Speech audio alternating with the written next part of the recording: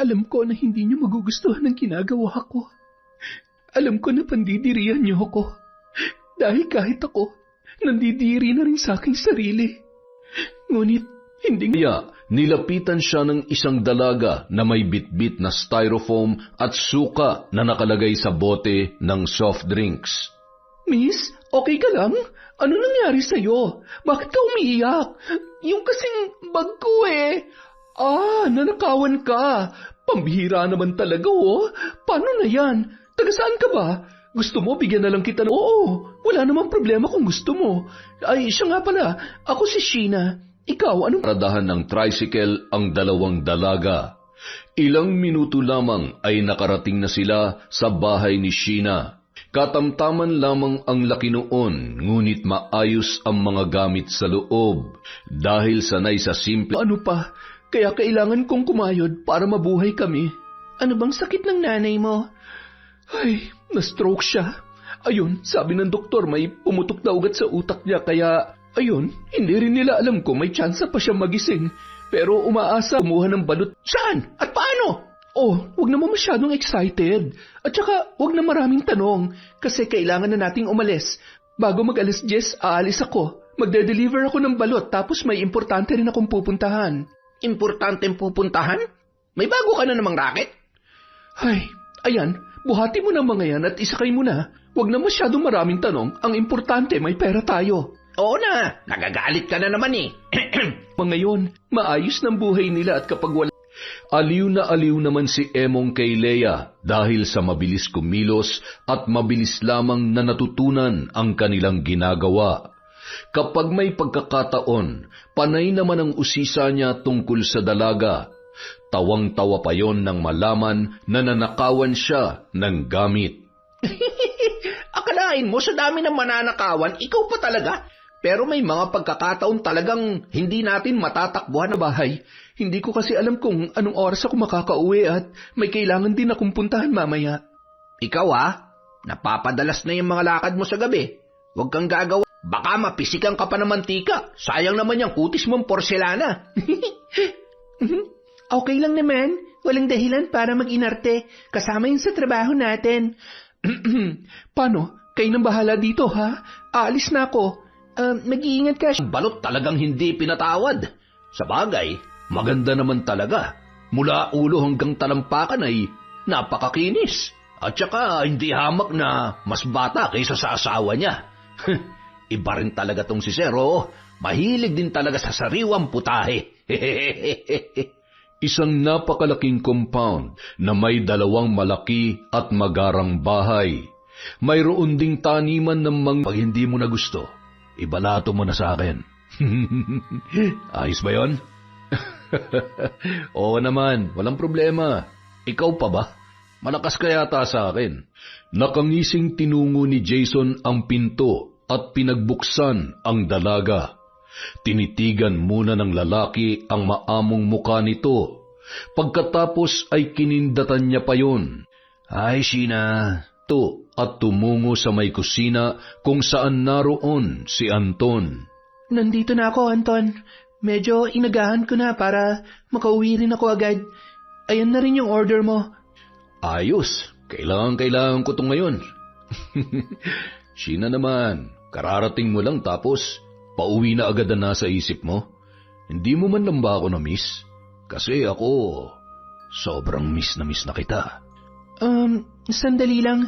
Hindi na kasi ako nakauwi sa bahay para maligo at magpalit ng damit, kaya... Sige. Huwag na tayo magsayang ng oras. Gusto mo ba sabayan na kita maligo? Hindi na. Hintayin mo na lamang ako sa kwarto. Hanggang ngayon ba naman naiilang ka pa rin sa akin? Sige na. Bilisan mo na. Sabik na ako sa'yo. Sige. Sandali lang. Kasasabi ko lang na maliligo muna ako. Pawisan pa ako at samot-sari pang amoy ko dahil galing ako dun sa pwesto. Hindi mo naman na kasi kailangan gawin yon. Sapat naman ng perang ibinibigay ko sa'yo. Sobra-sobra pa nga eh. Hindi ba? Tsaka, sabi ko naman sa'yo, ako nang bahala sa lahat ng bayarin mo sa ospital. Pasensya na. Hindi ko kasi pwedeng itigil ang pagtitinda dahil hindi lang naman para sa akin yon. May mga kaibigan ako na umaasa rin sa maliit na pwesto na yon. Isa pa, masaya naman ako dahil may iba. Naaabot siya sa ganoong sitwasyon para lamang maisalba ang buhay ng kanyang ina. Naalala niya ang araw na unang pinagkatiwala niya ang kanyang sarili kay Anton, kapalit ng malaking halaga para sa operasyon ng kanyang ina na noon ay nag-aagaw buhay. Alam ko na hindi niyo magugustuhan ng ay nakasapin na lamang ng tuwalya ang kanyang katawan. Halos lumuwa naman ang mga mata ni Anton sa pagkasabik kay Sheena. Agad niyang hinila ang kamay ng babae at inihiga sa kama. Bakas ang kaba at takot sa muka ng dalaga sa bawat oras na ginagawa yun sa kanya ng lalaki. Pakiramdam niya, paulit-ulit na binababoy ni Anton ang kanyang katawan. Ni wala siyang karapatang pumalag at magreklamo sa tuwing sinasaktan siya nito. Huwag ka nang umiyak. Hindi ba katulad ko'y naliligayahan ka rin naman? Sheena, mula nung araw na ipinagkatiwala mo sa akin ang sarili mo, pag-aari na kita. Walang ibang makikinabang sa'yo kundi ako lang. Ano? Sabihin mo oo kung ayaw mo masaktan. Pumapahig naman ako sa gusto mo. Hindi mo naman ako kailangang saktan at itali dito. Nasasaktan ako. Hindi mo ba nakikita? Anton, pakawalan mo na ako dito. Yan ang gusto ko. Yung nahihirapan at nagmamakaawa ka. Okay lang yan. Maya-maya lang, dadalhin din naman kita sa langit. Sa ngayon maglalaro muna tayo, kaya huwag ka na magreklamo. Sige ka, hindi mo magugustuhan kapag nagalit ako. Kaya itiko mo na yung bibig mo. Ang bango-bango mo talaga. Diretsyong nakatingin na lamang sa sala si Sheena habang patuloy sa kung ano-anong ginagawa si Anton. Gusto niya na lamang ipikit ang kanyang mga mata at magpanggap na isang bangungot lamang ang nangyayari nung mga sandaling yun. Bandang 2:00 ng madaling araw, nagising si Sheena mula sa mahimbing na pagkakatulog. Ramdam niya ang pananakit ng kanyang buong katawan. Noong mga oras na yun, wala na si Anton sa kanyang tabi. Ang tanging naroon na lamang ay ang makapal na tig-1,000 na iniwan doon ng lalaki. Agad na hinanap ni Sheena ang tuwalya at ipinambalot sa katawan at muling naligo sa banyo. Paulit-ulit niyang kinuskos ang kanyang katawan habang pinagmamasdan ang pasa na kanyang natamo. Matapos maligo, nagmamadali yung nagbihis at gamit ang tuwalya ay siniguro niyang bahagyang tuyo na ang kanyang buhok bago umalis. Inilagay niya ang pera sa loob ng styrofoam na kanyang dala at pagkatapos ay palingon-lingon na tinungo ang gate na kanyang daraanan. Natanaw niya pa ang gwardya na noon ay halos mahulog na sa kinauupuan, dala ng sobrang antok. Dahil mayaman ang pamilya, sinisiguro ng mag-asawa ang kanilang seguridad, lalo na't usong-uso ang nakawan sa nasabing lugar. Naglakad pa si Sheena ng ilang minuto bago may nakasalubong na tricycle at sumakay pauwi sa kanilang bahay. Dito na lang ho ako, Manong. Heto ho ang bayad. Sa inyo na ho ang sukle. Nako, salamat. 500 to, Ineng. Pero salamat dahil kailangan to ng asawa kong may sakit. Ay, pagpalain ka nawa ng Diyos. Matamis ng ngiti na lamang ang itinugon ng dalaga sa driver at agad nang pumasok sa tarangkahan. Kinapa niya ang susi sa isang paso ng halaman kung saan doon niya itinatago. Nasisiguro niya na kasing tulog na noong mga oras na yon si Leia. Pagkapasok ng kwarto, dahan-dahan na siya sa kanyang kilos. Nakita niya ang pera na nakapatong sa tukador. Batid niya na yon ang benta nung araw na yon. Bahagya pang napangiti si Sheena nang makita ang mahimbing na natutulog na si Leia. Sigurado akong pagod na pagod siya at naninibago ang katawan niya. Agad na rin yung humiga at nagtalukbong ng kumot. Hindi pa rin makatulog dahil sa tuwing ipipikit ang kanyang mga mata ay naririnig niya ang boses ni Anton. Gayun din, hindi mawala sa kanyang isip ang mga karanasan na ginagawa ng lalaki sa kanya. Ilang minuto pa ang lumipas, nakatulog na ang dalaga. Pagkaraan ng 3 oras, kailangan niya na naman bumangon para mamalengke. Ang sakit ng katawan ko. Hindi ko yata kaya mamalengke ngayon. Pasasamahan ko na lang muna si Leia kay Emong. Leia, gising na. Pasensya na, medyo masama kasi ang pakiramdam ko eh. Pwede bang kayo na muna ni Emong ang mamalengke? Tatawagan ko siya para sunduin ka dito. Oo. Wala namang problema. Okay ka lang ba? May lagnat ka ba? Okay lang ako. Medyo mabigat lang ang katawan ko. Anong oras ka na nakauwi? 12:00 na nung nagsara kami ni Emong. Hihintayin pa nga sana kita kaso antok na ako eh. Siguro bandang 2:00 ako nakauwi. Dumaan kasi ako sa kaibigan ko pagkatapos ko mag-deliver. Ayun, medyo napasarap ang kwentuhan. Sige na, matulog ka na ulit para makapagpahinga ka na maayos. Kami na munang bahala ni Emong. Salamat, Leia, ha? Walang anuman. Gusto mo kunan kita ng gamot? Ako na lang mamaya pagbangon ko. Huwag ka mag-alala. Simpleng pananakit lang ng katawan to. Teka, tatawagan ko muna si Emong, ha? Magkape ka muna dyan. Tumango naman si Leia at agad na lumabas ng kwarto habang kausap ni Sheena si Emong sa kanyang telepono. O siya, dadaan muna kami kay Lola Mengay bago pumunta ng palengke para isang lakad na lang. Ikaw nang bahala. Salamat, Emong, ha? Makalipas ang ilang minuto, dumating na si Emong para sunduin si Leia. Agad na ring umalis ang dalawa. Bandang 8:00 ng umaga, nakatanggap ng tawag si Sheena mula sa ospital. Hindi totoo yan. Hindi mo ako pwedeng iwan, Nay.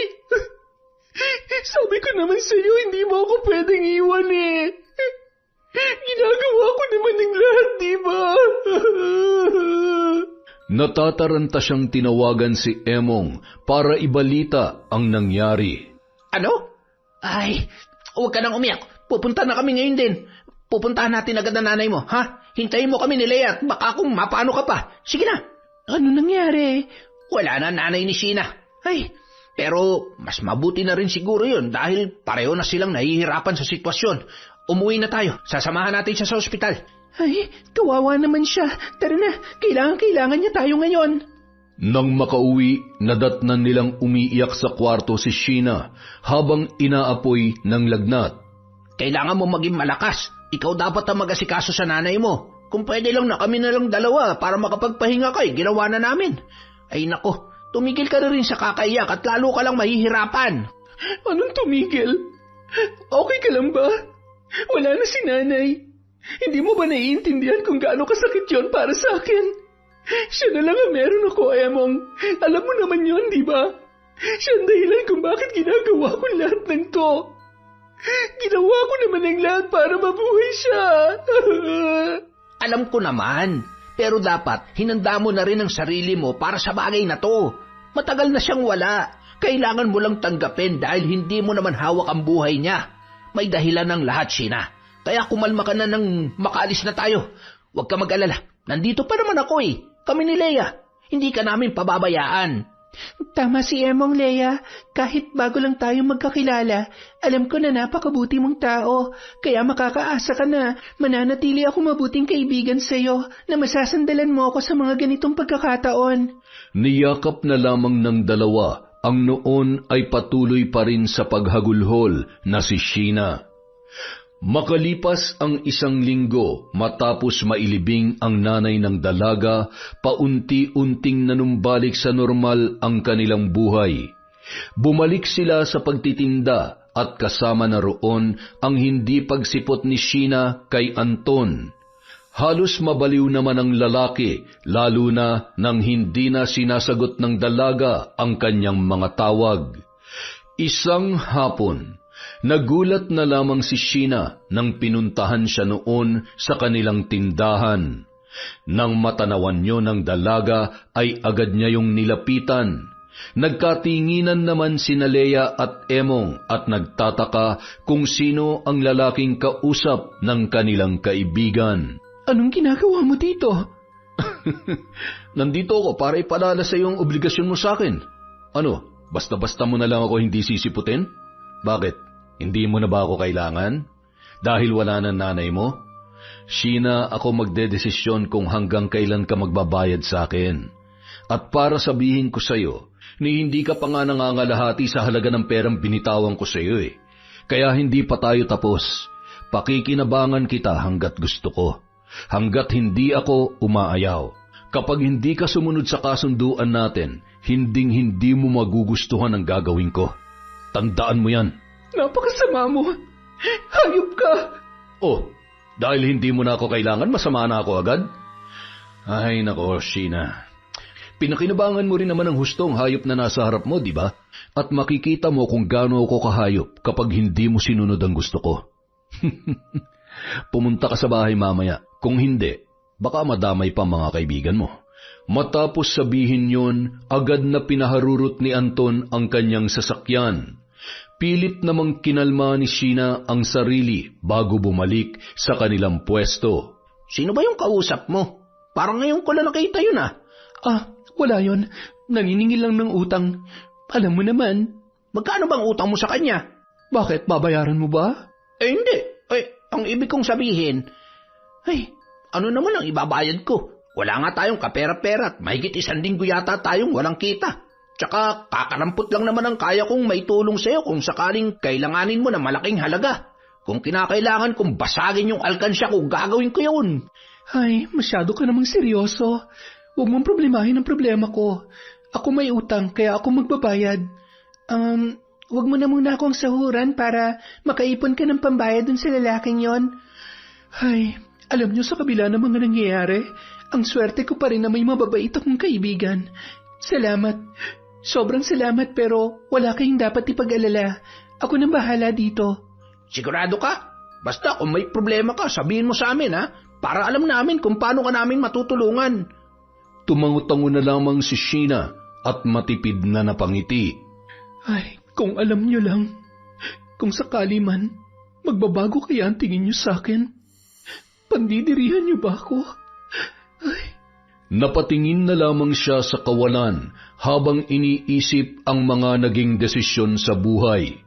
Sa mga pagkakataong yun, hindi niya alam kung paano makakawala at tuluyang matatapos ang ugnayan nila ni Anton. Mula nung gabing yun, muling pinuntahan ni Sheena ang lalaki. Katulad ng dating gawi, dala niya ang styrofoam na pinaglalagyan ng balot. Ang alam ni Leia at Emong ay magde-deliver lamang yon ng balot sa mga matagal niya ng suki at kung minsan naman ay gumagawa na lamang ng iba pang dahilan para hindi mag-usisa ang kanyang mga kaibigan. Isang gabi, habang nag-uusap sina Leia at Sheena na kasalukuyang nagtutupi ng kanilang mga damit ay may inabot si Sheena sa kanyang kaibigan. Wow, ang cute naman nitong bracelet. Ikaw bang gumawa nito? Si nanay. Mahilig siyang gumawa ng ganyan dati. Kapareho yan itong suot ko. Magkaiba lang ng kulay.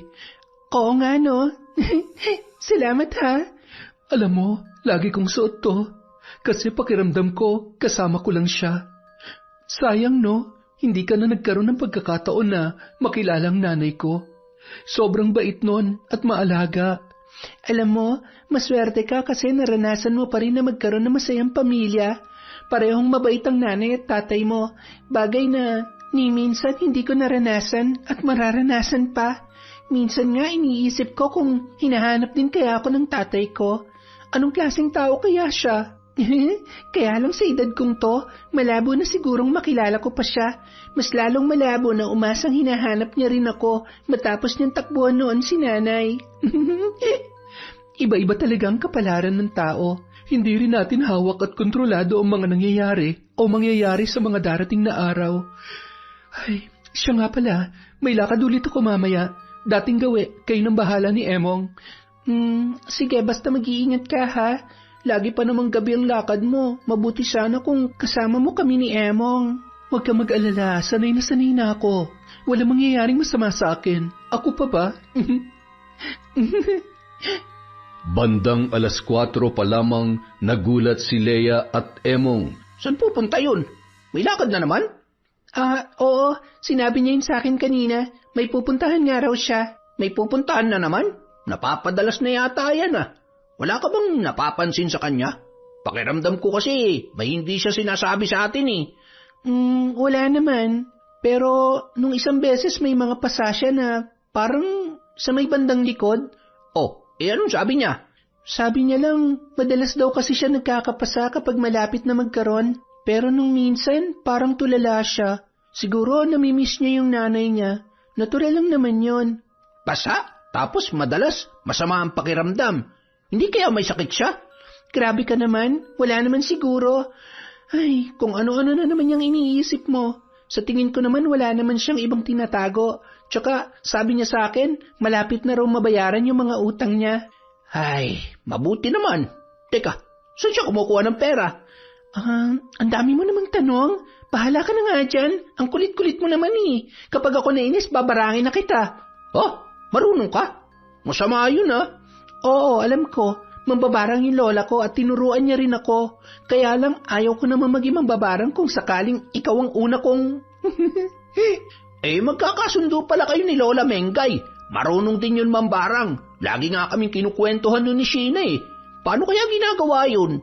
Gusto mo sampulan kita? Naku, wag na. Hindi bali na. Ang dapat sa mga ganyan, yung mga taong walang konsyensya. Tama ka. Yan din ang sabi sa akin noon ng lola ko. At saka, hindi pwedeng basta gamitin ang itim na kapangyarihan. May malaking kaakibat na sumpa ng buhay at kamatayan ng bawat salitang binibitawan. Nagpatuloy sa pagkukwentuhan ang dalawa. Nakisali pa ang ilan sa mga bumibili at napakwento na rin sa kanilang nalalaman tungkol sa barang. Ay naku, oo, totoo yun. Walang awa kung pumatay ang mga mambabarang, lalo na kapag nagagalit ang mga yan at gusto maghiganti. Hindi na nga kita asarin, baka magalit ka pa sa akin. Huwag mo akong babarangin ha. Gusto ko pa mabuhay ng matagal. Natawa na lamang si Leia dahil kitang-kita niya sa mukha ni Emong ang takot ng mga oras na yun. Samantala, parang awa mo na. Itigil na natin to. Gusto ko na ng normal na buhay. Hindi ko na kayang sikmurain pang lahat ng ginagawa mo sa akin. Sheena, hindi ko na kayang mawala ka pa sa buhay ko. Ang totoo, mahal na nga kita eh. Ikaw na lang ang nagpapasaya sa akin. Mahal? Pagmamahal ba ang tawag mo sa lahat ng kababuyang ginagawa mo sa akin? Ha?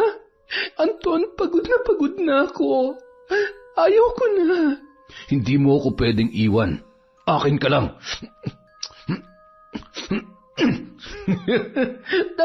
Hayop ka. Patayin mo na lamang ako.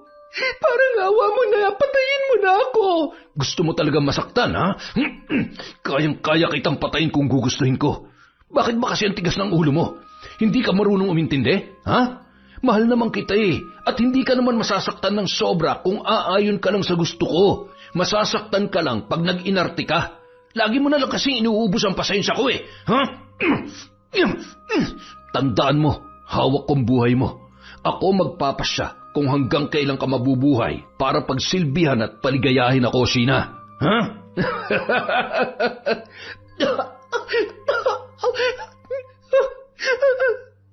Samantala, pagsapit ng 12:00 ng gabi, nagsasara na ang dalawa nang biglang sumagi sa isipan nila si Sheena. Inihatid na ni Emong sa bahay si Leia at umalis na rin kaagad yun. Kinabukasan, labis ang pagtataka ni Leia nang magising siya na wala pa rin si Sheena. Narinig niya ang boses ni Emong sa labas, kaya nagmadali siyang lumabas ng kwarto at pinagbuksan yon ng pintuan. Grabe namang tulog yan, 6:00 na, tatanghaliin tayo. Emong, hindi pa nakakauwi si Sheena. Tawagan mo nga. Nasanay kasi ako na ginigising niya ako sa umaga, kaya kagigising ko lang tapos wala pa rin pala siya. Agad namang tinawagan yon ng binata ng paulit-ulit. Nakapatay ang cellphone niya, o baka naman nalobat lang. Ay, saan ba pumunta yon? Hindi ko alam. Ikaw, baka may kakilala ka na pwede niyang puntahan. Wala eh. Tsaka ngayon lang to nangyari. Hindi naman ugali nun na matulog sa ibang bahay. Sa halip na pumunta sa palengke, sinadya na lamang nina Emong at Leia, sina Lola Mengay at Lolo Paeng para iparating ang nangyari. Seryoso naman ang matanda habang nakakunot ang noo. Hindi kaya may masamang loob na nagtangka o may ginawang masama kay Sheena? Ay, nako, huwag naman sana. Hindi ko kasi maintindihan ang batang yan. Masyado siya nagtitiwala sa mga taong nasa paligid niya kahit hindi naman niya lubos pang kilala. Lola, alam ko pong hindi kayo sang-ayon sa pagpapatira sa akin ni Sheena sa bahay niya. Hindi ko magagawa ang iniisip niyo. Sa sandaling panahon na nagkasama kami, wala po siyang ibang ipinakita kundi kabutihan. Kaya kung iniisip niyo po na may kinalaman ako sa mga nangyayari, nagkakamali po kayo. Mahal ko po ang kaibigan ko. Ay, pasensya ka na, iha. Medyo pasmado kasi ang bibig nitong asawa ko. Mula noon ay puro tamang hinala lamang yan. Tsaka, tingnan mo nga ang maamong mukha nitong si Leia. Hindi naman siya yung tipong gagawa ng kahit anong kasamaan. Sana nga ay mali ako dahil ang ayaw ko sa lahat ay yung mga taong kayang paglaruan at papaniwalain ng mga taong nasa paligid niya. Mga nagpapanggap at nagtatago ng sungay sa likod ng maamong muka. Lumipas ang mga araw. Wala pa rin silang balita tungkol kay Sheena. Wala pa ring matukoy na dahilan ang mga pulis tungkol sa pagkawala nito. Wala ring makitang katawan na magpapatunay na may nangyaring masama sa dalaga. Hindi na mahalaga kung anong tingin sa akin ni Lola. Basta malinis ang konsensya ko. Gagawa ko ng paraan para mahanap siya o magkaroon man lamang ng kalinawan sa kung anong nangyari sa kanya, Emong. Basta huwag kang gagawa ng kahit na ano na hindi mo sinasabi sa akin, ha? Masyadong delikado. Kaya kong sarili ko. Basta kahit anong mangyari, hindi tayo susuko sa paghahanap sa kanya. Kinabukasan, isang lalaki ang noon ay bumili ng balot at pahapyaw na nagtanong tungkol kay Sheena. Miss, nasa na pala yung dating tindera dito? Si Sheena? Magkakilala ho kayo? Oo. Naging girlfriend kasi siya nung kaibigan ko. Para kasing hindi ko sila nakikita nitong nakaraan. Hindi ko alam kung naghiwalay na ba sila o... Hindi po namin alam kung nasaan siya. Baka ho umuwi ng probinsya. Bigla na lang din po kasi siyang nawala. Baka nga. Ikaw, taga saan ka? Hindi ka na ba nag-aaral? Sayang naman yung ganda mo kung magtsatsaga ka lang dito. Alam mo, may kakilala ako na pwedeng tumulong sa'yo. Yan ay kung gusto mong maranasan magkaroon ng maginhawang buhay. Yung tipong hindi mo na kailangan pang maghirap. Alam na alam ni Sheena yan. Eto, tawagan mo lang ako kapag interesado ka, ha? Sige ho, hindi ko ho tatanggihan ang inaalok niyo sa akin. Ayos, yan ang gusto ko, madaling kausap. So ano, pwede ka ba bukas? Sige ho, kahit anong oras po na gusto ninyo, gusto ko pong makilala yung taong tinutukoy nyo. Tatawagan ko ho kayo mamaya. Tumango na lamang ang lalaki at masayang umalis. Natitiyak niyang matutuwa si Anton sa kanyang bagong regalo. Samantala, ano yun? Bakit basta-basta ka nalang pumapayag sa mga ganon? Alam mo ba kung anong posibleng kapalit ng sinasabi niyang tulong at malaking halaga ng pera? Oo, alam ko yun. Sa tingin mo ba talaga pera ang habol ko? Emong, kilala niya si Sheena. Malakas ang hinala ko na siya ang daan para malaman natin kung ano nangyari sa kaibigan natin. Ayos siya. Anong plano mo? Paano kung ikaw naman ang mapahamak? Sa mga ganitong pagkakataon, ang kailangan natin maging matalino. Kailangan natin makipaglaro sa mga kalaban. Huwag ka mag-alala, kaya kong protektahan ang sarili ko. Ay, hindi ko na kinakaya yung mga naiisip mo. Hindi biro yung pinaplano mo, ha? Hindi ka ba natatakot? Hindi kasi ako mapapalagay kung wala akong gagawin eh. Lalo na't malakas ang pakiramdam ko na malapit na nating malaman ang katotohanan. Nang sumunod na gabi, nakipagkita si Leia sa lalaki, kaya mag-isa lamang sa pagtitinda si Emong habang nag-aalala para sa kanyang mga kaibigan. Samantala, sakay ng kotse, pumarada sa harap ng malaking tarangkahan ang lalaki. Bumaba yun para kausapin ang gwardya. Maya-maya, bumalik yon at dumaan sila sa isa pang tarangkahan, papunta sa bahay kung saan doon nananabik ng naghihintay si Anton. Nang makarating sa loob, inabutan ni Anton ang lalaki ng malaking halaga ng pera at agad na rin yung umalis. Leia, ikaw nang bahala sa kaibigan ko ha. Pag uwi mo, pwede naman kitang sunduin kung gusto mo. O di kaya mag-tricycle ka na lang. Paano? Mauna na ako ha. Sige, bye. Hi, Anton. Ako nga pala si Leia. Tama nga si Jason. Napakagwapo mo at mukha kang mabango. Sabihin mo lang sa akin kung anong gusto mo at gagawin natin. Dahil handa akong makipaglaro sa'yo. Yan ang gusto ko sa babae. Yung hindi na kailangan magpakipot pa at saksakan ng pag-iinarte. Alam mo, lahat ng mga nakakalaro ko, ayaw nang umayaw at hindi na ako nakakalimutan. Halika na. Si Leia na mismo ang humila noon sa pintuan. Kitang-kita naman ang pagkasabik sa mukha ni Anton noong mga oras na yon, habang bahagya ng nakahawak sa bewang ng dalaga. Pinahiga ni Leia ang lalaki, sabay itinali ang kamay at paa. Lalo namang nasabik si Anton sa pakulo ng dalaga. Pinagmamasdan niya ang magandang hubog ng katawan noon habang paisa-isang tinatanggal ang butones ng damit. Halos lumuwa ang mata ni Anton nang makita ang mga nakakadiring butlig na tila ba nagtutubig sa dibdib at iba pang parte ng katawan ni Leia. Ha? Ano mga yan? Lumayo ka sa akin. Baka mahuwaan pa ako ng sakit na meron ka. Umalis ka na. Hindi kita babayaran. Nakakadiri ka. Nakakadiri ka dyan? Alam mo, mas pandidirihan ka ng mga tao, lalong-lalo na ng asawa mo kapag nalaman niya ang ginagawa mo. Tsaka sayang naman ang oras ng pagpunta ko dito. Bayaran mo ko. Kung ayaw mong gamitin ko tong panghampas mo at punuin ko ng latay ang makapal mong pagmumuka. Wag, magbabayad na ako. Kumuha ka ng kahit magkano dyan sa kabinet, tapos umalis ka na. Habang naglalakad si Leia papunta sa kabinet, may napulot siyang pamilyar na bracelet sa sahig.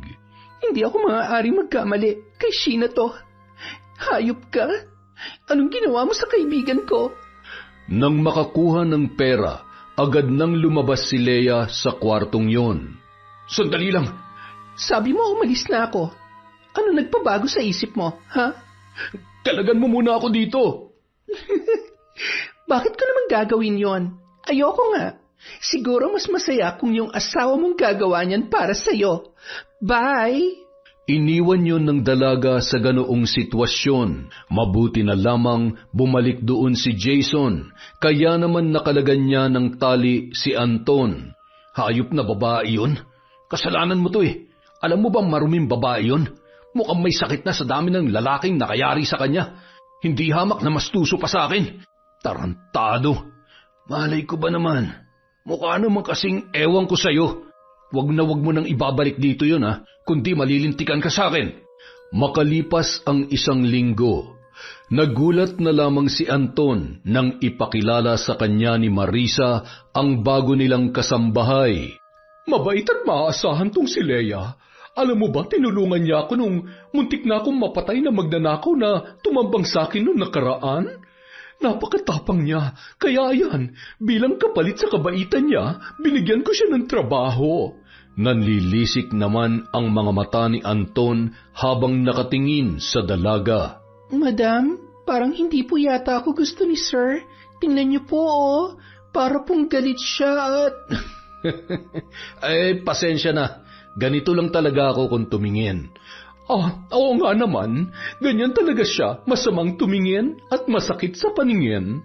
Han naman. Ang swerte niyo naman po. Kasi wala po sa itsura ni Sir na maglolo ko. Diyan ka nagkakamali, Iha. Mukha lang yung inosente pero pagdating sa babae, matinik yan. Napakahusay niyan magtago. Ay naku po sir, bad yan ha? Ang ganda-ganda ho ni madam para maghanap pa kayo ng iba. Madam, magluluto na po ako para marami po akong matapos na trabaho. Nang makalingat, agad na pinuntahan ni Anton sa kusina si Leia para kumprontahin. Anong ginagawa mo dito? Ano po bang sinasabi niyo, sir? Nagtatrabaho po ako. Kailangan ko ng pera. Ayaw niyo naman sa akin kaya magtatrabaho na lang ako dito bilang kasambahay. Hindi ko maaatim na isang marumit na kakadiring babae magluluto at magtatrabaho dito sa loob ng pamamahay ko. Wow! Ang linis niyo naman, sir. Bitawan yung braso ko. Kung hindi, sisigaw ako ng malakas. O di kaya, sasaksakin kita nitong kutsilyo. Ano? Madam? Wisit ka talaga. Leia? Ano yon? Hinahanap po kasi kayo ni sir. Baka po namimiss na kayo. Wala nang nagawa pa si Anton. Sa sobrang inis, umalis na lamang muna yon ng bahay para magpalipas ng galit. Nang sumapit ang gabi, niyaya naman ni Marisa si Leia na uminom. Dala ng kalasingan, hindi sinasadyang nakapaglabas ng saloobin si Marisa kay Leia tungkol sa mga problema nilang mag-asawa. Hayop yang si Anton. Dahil sa kanya, naging masamang asawa ko. Nakapatay ako dahil sa kanya. Nakapatay? Bakit ho? Pinatay ko ang babae ng hayop na yan. Pinatay ko siya. Muling binalikan ni Marisa ang gabi na hindi niya inaasahan. Hayop ka? Mga hayop kayo! Isang malakas na putok ng baril at tumama ang bala noon sa katawan ni Sheena. Anong ginawa mo? Anong ginawa ko? Bakit? Dapat ba sa'yo ko ipinutok ang baril para mahimasmasan ka? Paano mo nagawa sa akin to, ha? Hindi ka ba talaga titigil sa pambababae mo? Sorry, hindi ko sinasadya. Hindi na to mauulit, Han. Anong gagawin natin sa kanya?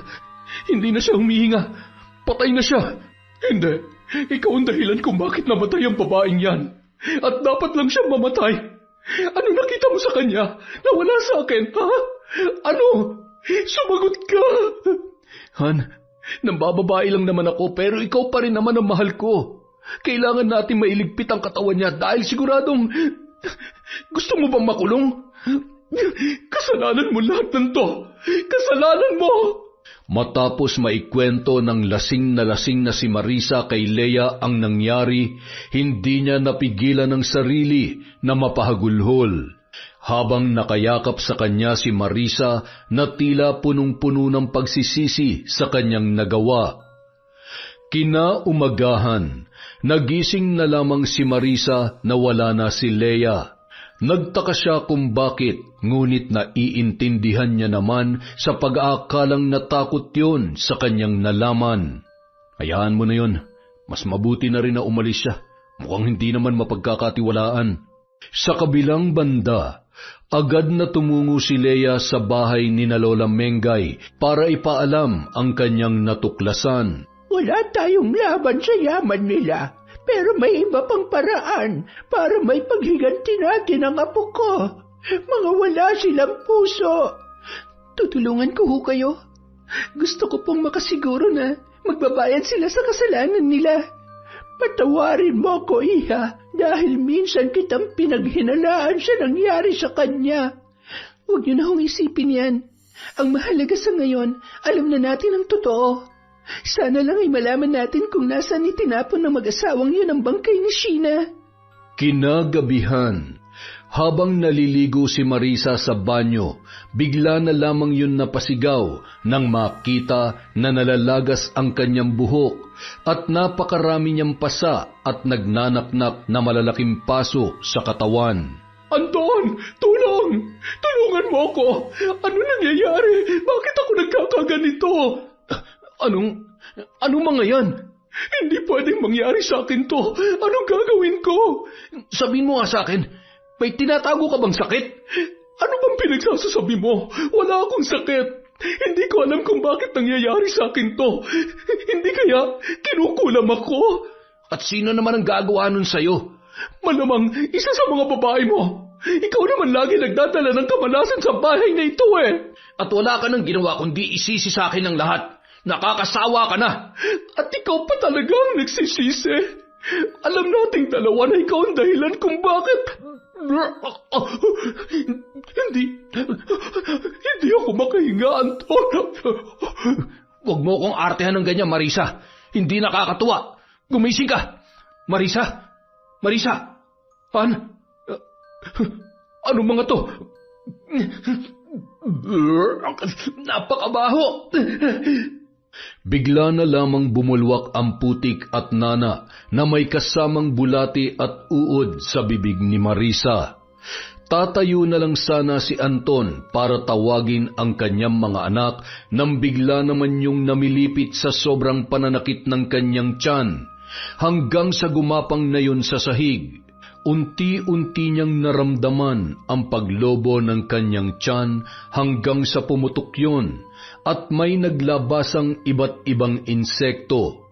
Gumagalaw pa ang mga yun, kasabay noon ay may lumalabas na anay sa kanyang ilong at tainga, kasabay ng kanyang paghiyaw. Tama na! Tulong! Tulungan niyo ako! Ilang sandali pa, may kung anong pwersa na humila sa kanyang dila at malakas niyang nakagat at naputol yun. Napakaraming dugo ang tumilamsik kasabay ang patuloy na pagsuka ng napakabahong putik. Samantala, Hindi pa siya marapat mamatay ng ganito kadali. Pahihirapan pa natin siya. Dapat lang magdusa siya hanggang sa huling sandali ng buhay niya. Napakasama niya. Sisiguruhin ko na mananatiling malakas ang sumpa na babaunin niya hanggang ikalawang buhay. Gusto ko na sa bawat segundo na natitirang oras niya ay mapuno siya ng takot at pagsisisi. Sa ngalan ng aming pinag-anib na kapangyarihan, pagtibayin ang sumpa ng kamatayan at pasakit na unti-unting kikitil sa kanyang buhay. sa kabilang banda, isinugod pa sa ospital ang mag-asawa, ngunit tinanggihan na yon ng doktor dahil sa malubha at di pangkaraniwang kalagayan ng mag-asawa. Wala ng buhay si Marisa. Palala naman ang palala ang kondisyon ni Anton, kaya naman napilitan ang isa sa mga katulong na maghanap ng albularyo na may alam sa panggagamot ng barang at dahil na rin sa pagmamakaawa ng kanilang mga anak. Nang makita ng albularyo ang kalagayan ni Anton ay napailing na lamang yun. Ikinalulungkot ko, ngunit hindi basta-basta ang pambabarang na ito. Napakalakas na pinag-ugnay na kapangyarihan. Malaki ang naging atraso ng tatay nyo, kaya wala na tayong magagawa. Maaaring pansamantalang maibsan ang nararamdaman niya, ngunit sinasabi ko sa inyo, hindi rin magtatagal ay babawian siya ng buhay, katulad na nangyari sa nanay nyo. Barang din ang kanyang ikinamatay. At lahat ng ito ay nangyayari dahil sa isang malaking kasalanan na kanilang nagawa. Napahagulhol na lamang ang magkapatid at naguguluhan sa kanilang mga nalaman. Makalipas ang isa pang linggo, sigurado ka bang kaya mo na? Hindi na ba masakit ang sugat mo? Opo, kaya ko naman na po. Medyo nanunumbalik na rin ho ang lakas ko. Ay, grabe ang pinagdaanan mo, iha. Paano na lamang kung hindi ako nagawi sa liblib na lugar na yon? Baka kung napano ka na. Maraming salamat ho, Manong. Salamat ho sa inyo ni Nanang. Kahit ho kailangan nyo ng pera ay hindi ho kayo nagdalawang isip na dalhin ako sa ospital. Salamat din ho sa pansamantalang pagkupkup nyo sa akin. Huwag ho kayo mag-alala. Babayaran ko ho lahat ng yon dahil alam kong kailangan din maoperahan ni Nanang. Huwag mo na munang alalahanin ang bagay na yan. Mas importante ang buhay, higit sa ano paman. Isa pa, alam ko kung gaano kabuti ang puso mo. Kaya sa kabila ng lahat, hindi ka pinabayaan ng Diyos. Siguro nga po. Huwag po kayong mag-alala. Sa pangalawang pagkakataon na binigay niya sa akin para mabuhay, gagawin ko na ho kung anong tama para sa sarili ko at sa mata ng Diyos. Lahat naman po na nangyari sa akin ay bunga ng isang maling desisyon. Gusto ko na lamang pong mamuhay ng payapa at magpakalayo-layo para sa kaligtasan ko. Hindi ka ba magsasampa ng kaso? Hindi mo ba bibigyan ng hustisya ang pagtatangka nila sa buhay mo? Bahala na ho ang karma na gumawa nun para sa akin. Sa ngayon ho, gusto ko lang makasama mga kaibigan ko. Alam ko, nararamdaman ko na nag-aalala na sila para sa akin. Nang sumunod na araw, abala sa pagkukwentuhan sina Emong, Leia at ang mag-asawang sina Lolo Paeng at Lola Mengay sa balkonahe ng kanilang bahay. Sabay-sabay silang napalingon nang may tumigil na tricycle sa tapat ng kanilang tarangkahan. Hindi makapaniwala ang mga yon nang makita si Sheena na noon ay bahagyang paika-ika pang naglalakad dahil nanghihina pa rin sa kanyang natamo. Apo, buhay ka! Ano nangyari sa'yo? Anong ginawa nila sa'yo? Lola, huwag na ho kayong umiyak. Nandito na ho ako, buhay na buhay at hindi pa po ako maaaring mamatay. Sheena, akala namin pinatay ka na ng mga hayop na yon kasi paano mo nalaman? Huwag mong sabihin na... Oo, muntik na rin niya mapahamak para lang malaman kung ano nangyari sa'yo. Ewan ko ba, magkapatid yata kayo eh. Parehong saksakan ng tigas ng ulo ninyo. Ay, ikaw talaga. Bakit mo ginawa yon? Hindi ka ba nila sinaktan? Anong ginawa sa ng hayop na Anton na yon?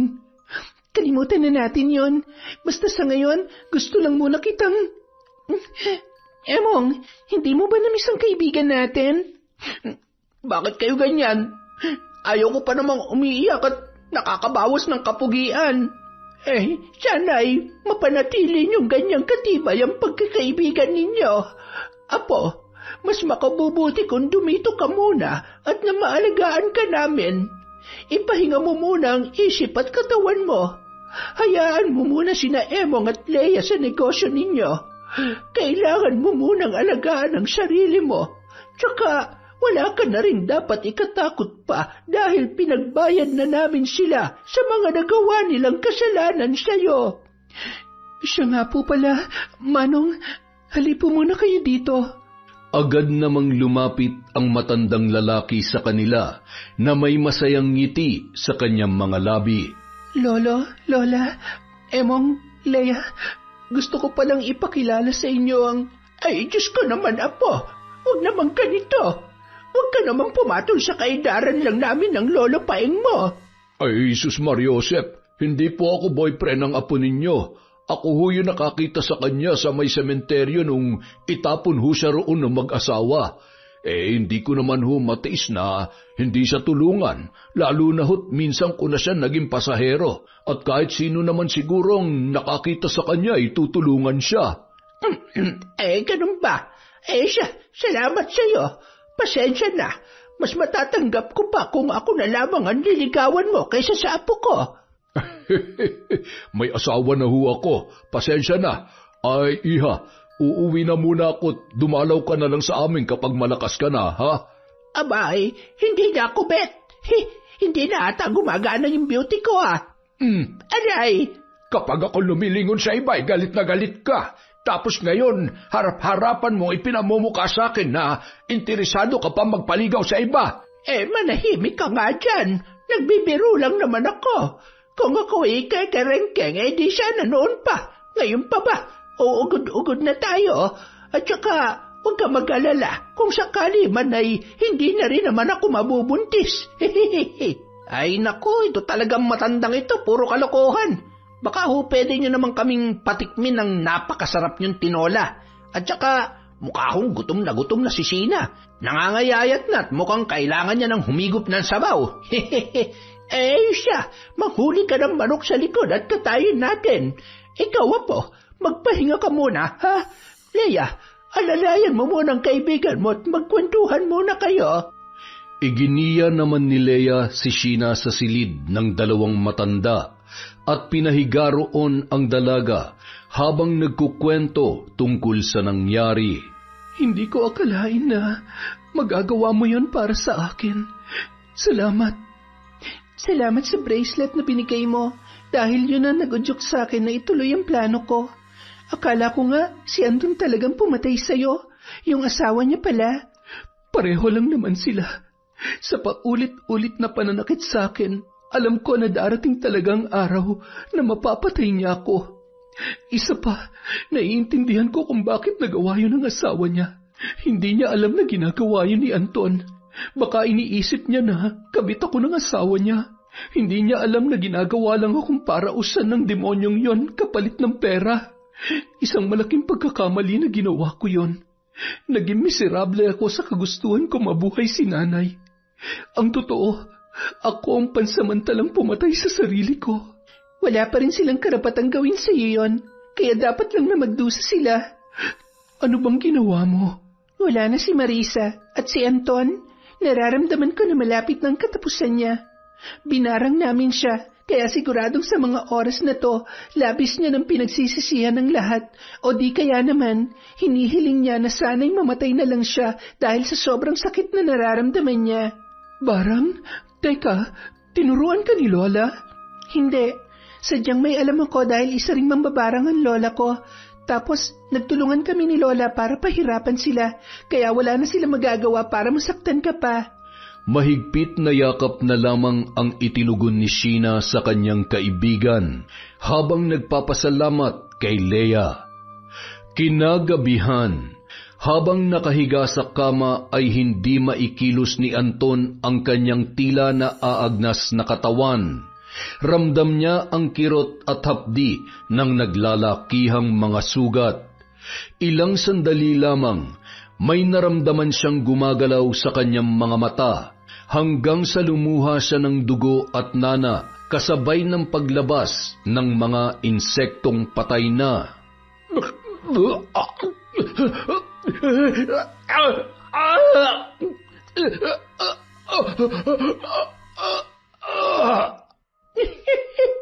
Sa wakas, natapos na rin ang iyong paghihirap. Doon ka naman magdusa sa impyerno. Walang katapusang parusang nararapat sa taong katulad mo. Yon, isang malupit na naman na kwento mula sa kwentong Enteng. Pasensya na po kayo, sa susunod na po ang shoutout natin. Promise po yan, babawi ako sa susunod. Maraming salamat po sa walang sawang pagsuporta sa kwentong Enteng.